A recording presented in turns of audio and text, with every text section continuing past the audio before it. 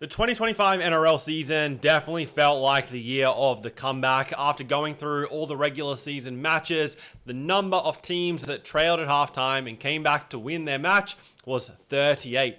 In this video, I'm going to go through the teams that were reliable when leading at halftime to go on and win their game. So if you're betting on these matches in the 2026 season and you see these teams that are very consistent at holding on, probably don't need to sweat as much. And we're also going to look at the teams that were able to produce those second half comebacks. Also do a quick dive into how the teams performed when either leading or trailing at halftime in terms of the points they scored or the points they conceded. Ultimately, the season was underpinned by the Broncos, who made 3 comebacks to win the NRL Premiership. They trailed 18-12 at halftime against the Raiders in the qualifying final. They scored 3 tries in the final 15 minutes to send the game to extra time. Ben Hunt kicked the field goal to send the Broncos through to a preliminary final.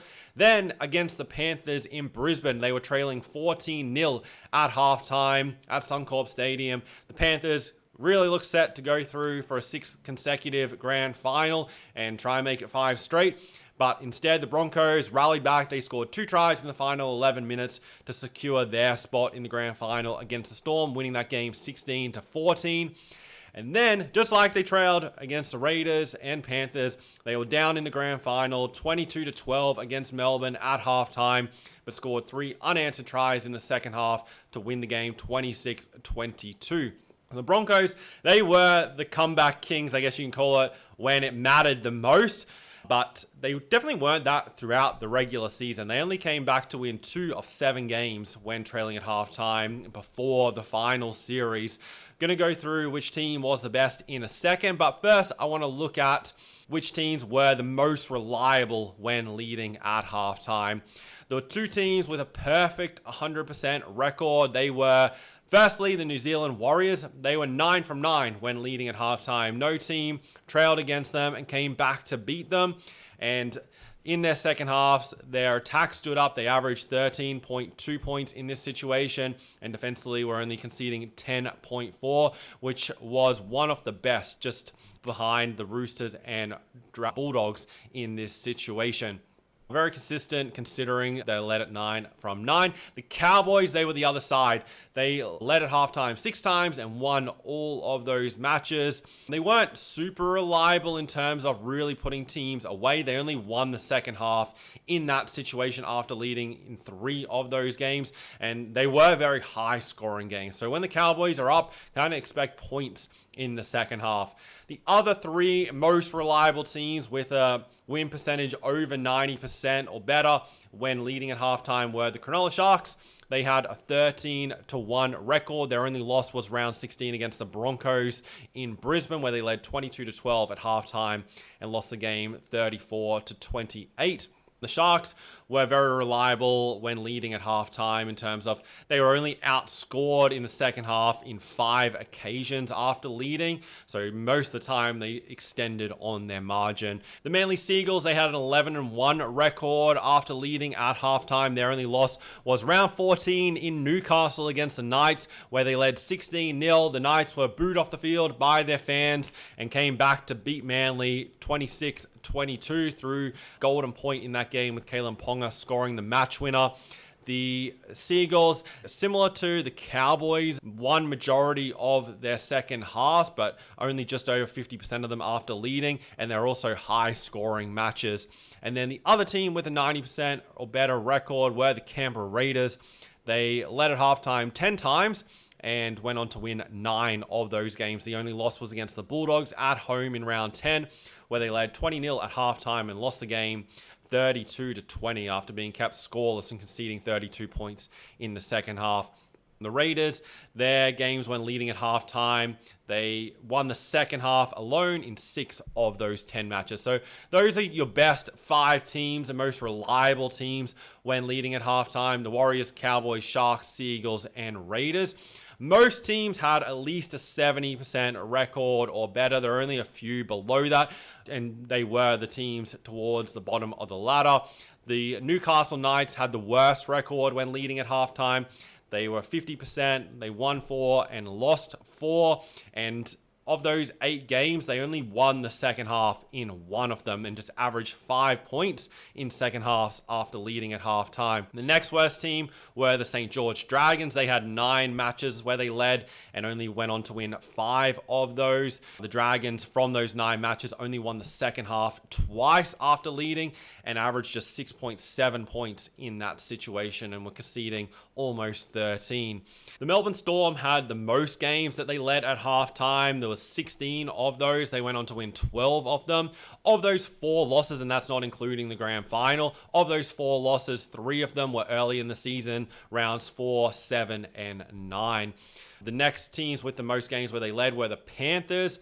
They went on to win 11 games, and the Broncos, who had 15 games, and Bulldogs, and went on to win 13 and 12 of their games, respectively. All those kind of top teams were reliable, but they definitely had some slip-ups in there throughout the season. Their second half performances when leading at halftime, the Broncos were the team that averaged the second most points, just behind the Dolphins, who averaged 18 points after leading halftime, obviously running up a score against a number of opponents. And the Dolphins are an important team to talk about. They had 11 matches where they led at halftime, so nearly 50% of their games, and they went on to win 9 of those 11 games.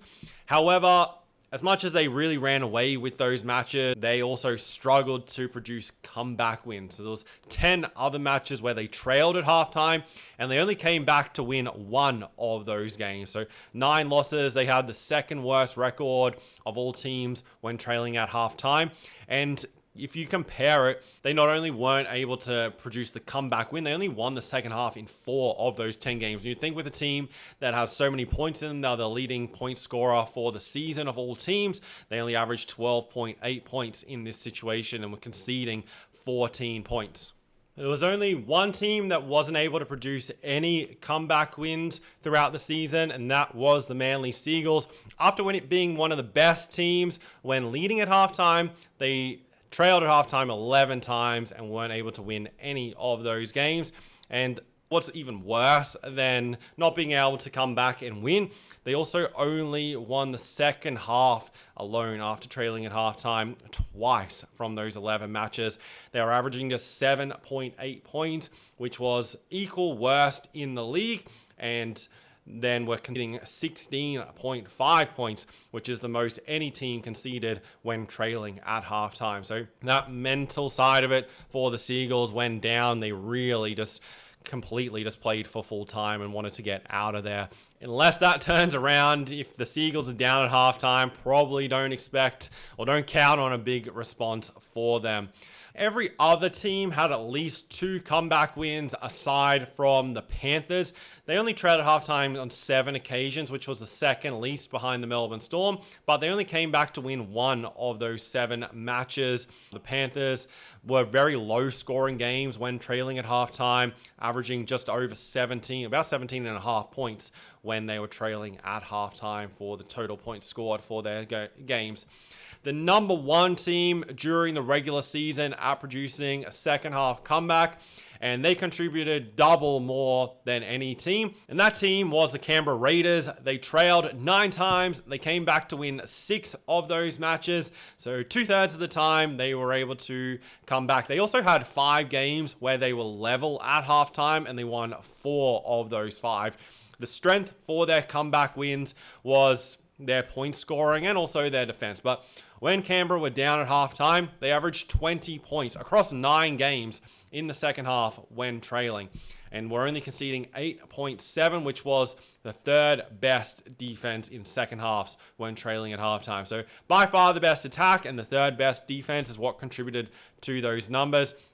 When they were level at halftime as well, probably should point out, in 5 games that were tied, they only averaged 3.2 points conceded in the second half against those 5 opponents. So extremely good numbers in close games, and that's what's contributed to the Raiders having such a good close game record, being able to make a comeback, and also when the game is close to be able to grind out the win in that situation. They not only did it last season where they had an 8-2 record in close games, they did it the year before that, and also the year before that. We'll cover that more in depth in another video, talking about how teams perform in close matches. But the Raiders, they were definitely the best comeback team in the second half, and kind of ironic that that's what cost them a spot in the prelim final, with the Broncos doing what they did to so many teams throughout the season. But overall, it shows that it's an 80-minute game. Even though the Broncos couldn't produce many comebacks through the early part of the season, their first was in round 16 against the Sharks, and then a couple of weeks later against the Bulldogs, and then they were able to do it in the finals. They got it done when it mattered, but obviously some teams can continue on and just play from in front and do it, where other teams can't as much. So I'll be keeping track of this throughout the season in the NRL Bet Finders. If you are interested in more information of the analysis of NRL teams so you can make the best betting decisions, make sure you get the NRL betting guide, which I put together for the 2026 season.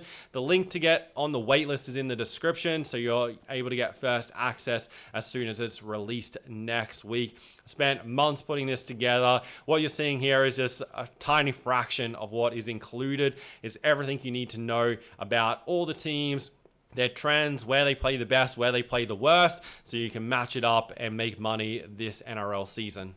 Hope you enjoyed this video. I really appreciate you guys watching through, and hopefully you got a lot out of this video, and make sure you subscribe so you don't miss any of the upcoming videos either.